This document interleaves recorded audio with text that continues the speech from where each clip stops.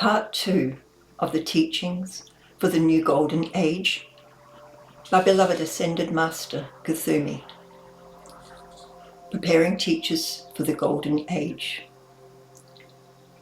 The service of the golden flame of illumination. It is the service of the second ray to throw the light of illumination upon the individual divine plan of each life stream belonging to this evolution. The second ray also intensifies the radiation of comprehension, discrimination, and understanding through the outer consciousness of those who desire to help fulfill the divine plan of the entire race, besides developing and externalizing their own portion of the divine plan through cooperation with their individual I Am presence. This golden flame of illumination is no figment of the imagination, but rather a specific searchlight of directed God energy to make clear and distinct heretofore vague impressions which sometimes enter the consciousness of the earnest Chela. It helps such an individual to distinguish between the promptings of his own personal self and the promptings of his I Am presence, as well as those of the ascended host of light.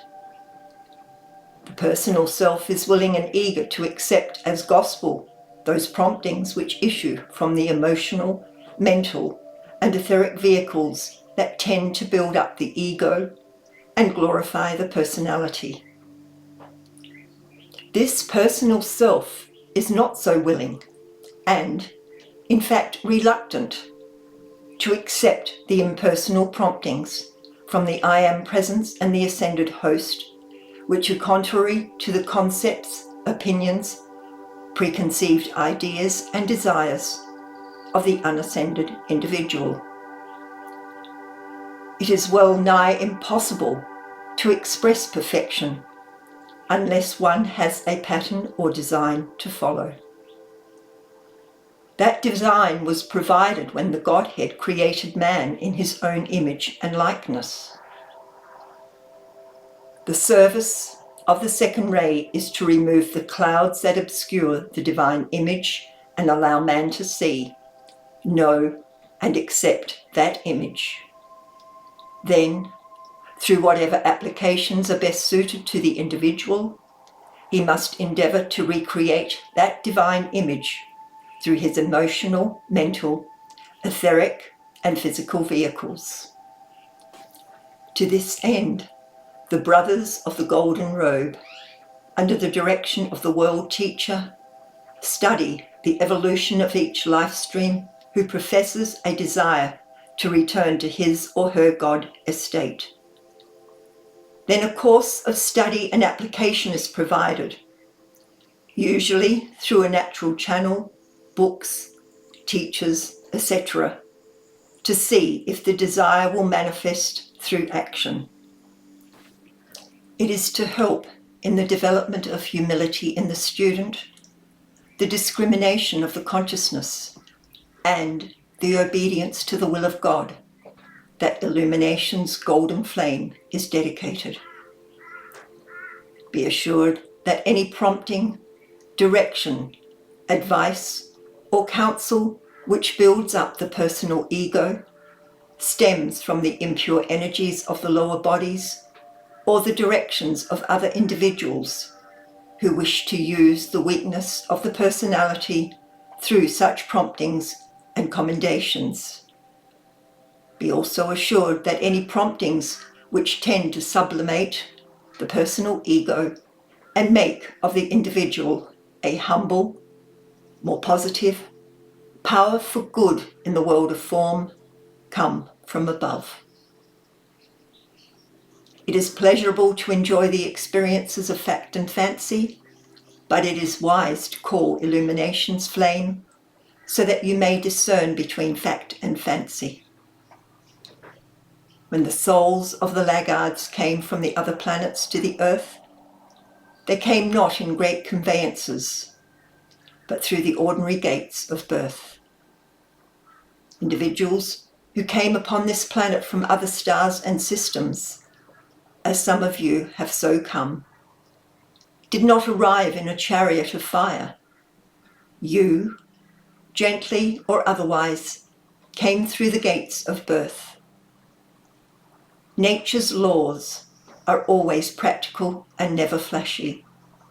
The rising of your sun, the rise and fall of the tide, all things follow a course and a rhythm. They are not disturbed by the activities of the fancy of the outer mind. Let us remember to ask for illumination, followed by a constancy of service in whatever the illumination is, which is received through you. You who have touched the illumination flame, I ask you now in kindness and in love to call that flame forth into the outer mind consciousness of everyone connected with world conditions and national conditions, to give them illumination and then to give the constancy and courage required to use their illumination for the benefit and blessing of the entire race. Breathe in that flame of illumination. Ask your own God presence to forgive you and every life stream belonging to this evolution for all misuse of knowledge and power from the beginning of time. Ask that you be stripped of the capacity to use knowledge and power, and particularly spiritual power, for any personal aggrandizement of any kind or any personal gain. Accept that all understanding you receive, all of the gifts that you are given of a spiritual nature in the way of instruction, may be used always and only for the good of mankind and the evolution of this planetary scheme. If you will inwardly pledge yourself in the expansion of your power to become more humble, more loving, more willing to serve, more constant in service, more tolerant of your fellow man, you will have peace. I bring to you the gift of illumination and the two aspects of perfect illumination from the Archangel Jophiel and his complement Constance by active application until the manifest form is expressed. There is a great difference between knowledge and illumination or true understanding. Knowledge has been used through many ages by many individuals who have, through training in certain discipline, received certain powers which were used for selfish ends. That knowledge, because it works on absolute law, becomes for them a way and means by which to control multitudes of people in fear and distress, and to build for themselves material empires. There was therefore in that knowledge more of a mental accretion of fact than true illumination and understanding, which, within its very self, motivates the individual who receives it to use it always in divine love for the blessing of all life. You may trace the pattern and course of history as far back as your written records go. Those who accumulated knowledge but had little understanding or true illumination as to what their gift and talents and powers could be used for, to lighten the burden of the race, to hasten the entire evolution and make easier the pathway home for all of the life streams embodying upon it.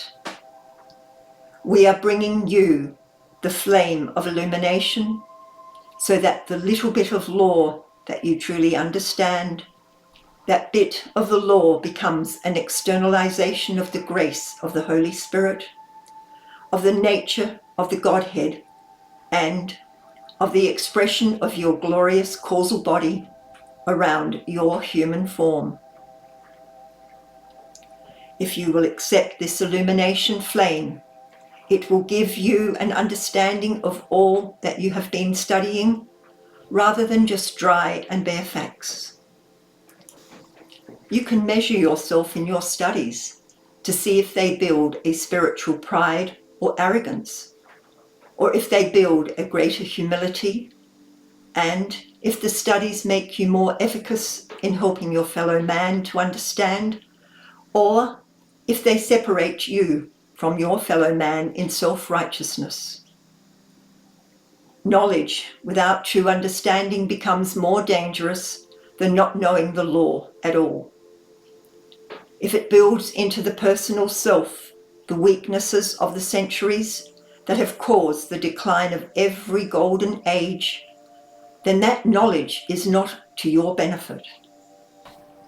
If that knowledge builds in you a greater realization of your capacity to serve life, then it is being used for a good and constructive purpose and is illumined from within by the motivating power of love.